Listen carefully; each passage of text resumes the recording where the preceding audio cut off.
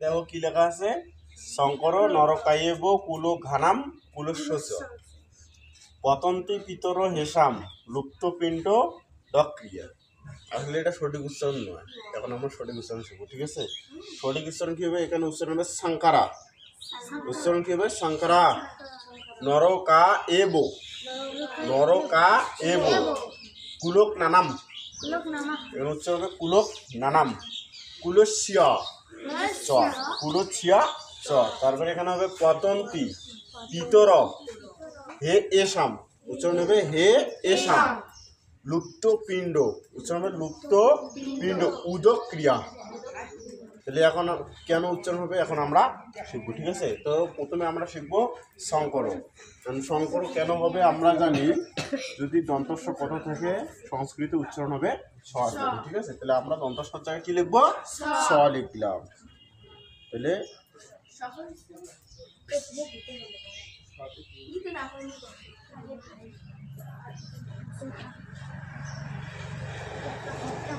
আমরা কি লিখলাম? দন্তস্বর জায়গায় ছয় লিখলাম। এখানে কি আছে জানো? এখানে কিন্তু একটা ন আছে, অথবা এটাকে অনুসরও ধরা হয়। ঠিক আছে, কোনো কোনো ক্ষেত্রে অনুসরও ধরা হয়, কোনো ক্ষেত্রে ন ধরা হয়। তাহলে এখানে আমাদের উচ্চারণ কি হবে?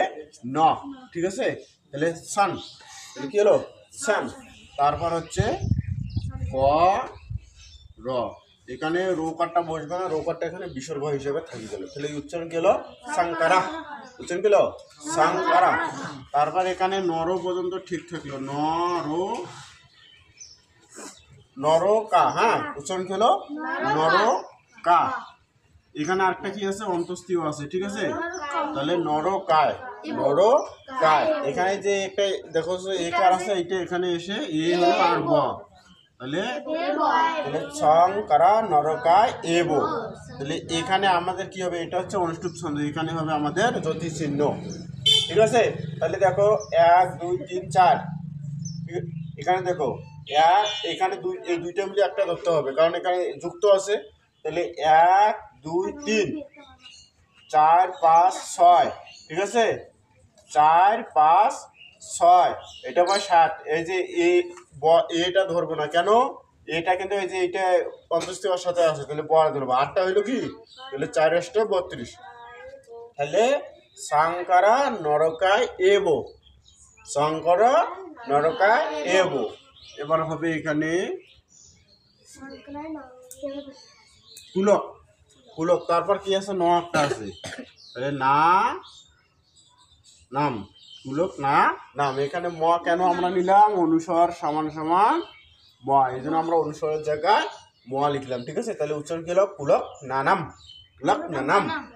এখানে হবে কু ল পর্যন্ত ঠিক থাকবে। তারপর দন্তস্বর উচ্চারণ কি হবে? ছ। জফলার উচ্চারণ হবে কি? ইয়। জফলার উচ্চারণ ইয়। তাহলে আমরা ইও লিখলাম, জফলার জায়গা ইও লিখলাম। তারপর কি আছে? চ আছে, বসে দিলাম। তাহলে কুলক নানাম কুলো ছিয় চ, কুলক নানাম কুলো ছিয় চ। তাহলে শঙ্করঃ নরকায় এব কুলক নানাম কুলো ছিয় চ। এবারে পতনটি ঠিক থাকবে, পতন্তি। উচ্চারণ গেল পতন্তি। পিতর, পিতর, পতন্তি পিতর। অথবা যদি আমরা এখানে ওই যে ওকার বসে না দিয়া পিত রদে, তাও হবে। হ্যাঁ, তাহলে পিতর। তারপর হচ্ছে কি? এখানে হবে হি এসাম, হি এসাম।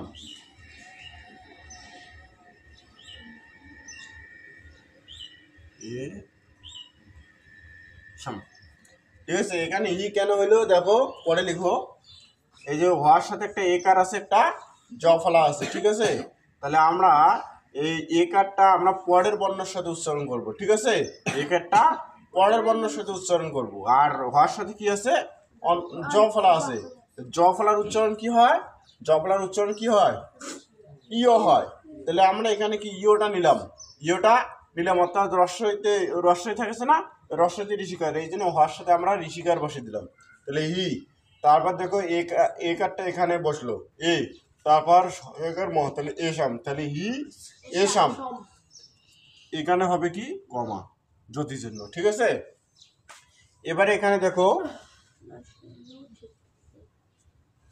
লসিকারে লু প লুপ, ঠিক আছে, লুপ ত, লুপ ত, তারপর কি আছে এখানে হবে উচ্চারণ পিন ড, তাহলে লুপ ত পিন ড, ঠিক আছে, লুপ ত পিন ড। এখানে আমরা বিসর্গ উচ্চারণ করবো। কেন বিসর্গ উচ্চারণ করবো? দেখো এখানে ওকারটা আমরা বসাই নেই, কারণ ওকারটা কি হলো ওই বিসর্গের সাথে উচ্চারিত হলো। তাহলে লুপ ত পিন ড। এখানে দেখো কি হবে, এখানে কিন্তু একটা রুসুকার আছে, সেই রুসুটা এবার স্বাধীনভাবে উচ্চারিত হবে, কারণ বিসর্গ হওয়ার কারণে ওইটা স্বাধীনতা পেলে এবার সম্পূর্ণ উচ্চারিত হবে। কার সাথে? পরের শব্দের সাথে। তাহলে পিণ্ড, তাহলে এখন হবে রুসু, তারপর কি আছে দ আর ক, কি হলো উদক, তারপর হবে ক্রিয়া,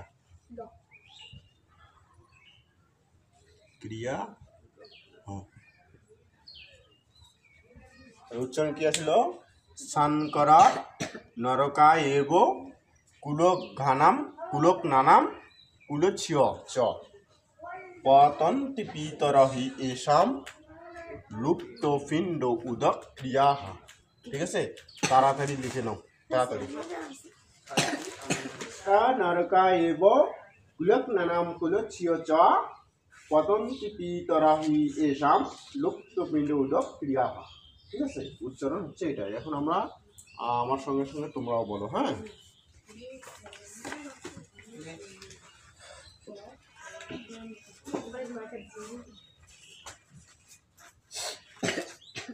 আমি বলবো, আমার সঙ্গে সঙ্গে সবাই বলো, হ্যাঁ।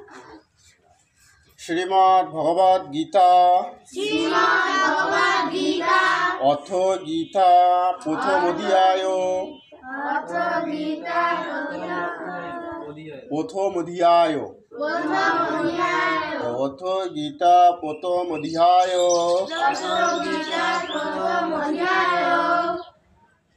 অর্জুন উবাচ শঙ্করঃ নরকায়েব কুলক নানাম কুলস্য চ পতন্তি পিতরহি এষাম লুপ্ত পিণ্ড উদক ক্রিয়াঃ।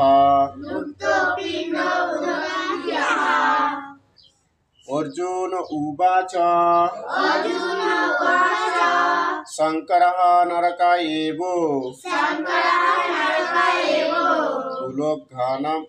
কুলক নানাম কুলস্য চ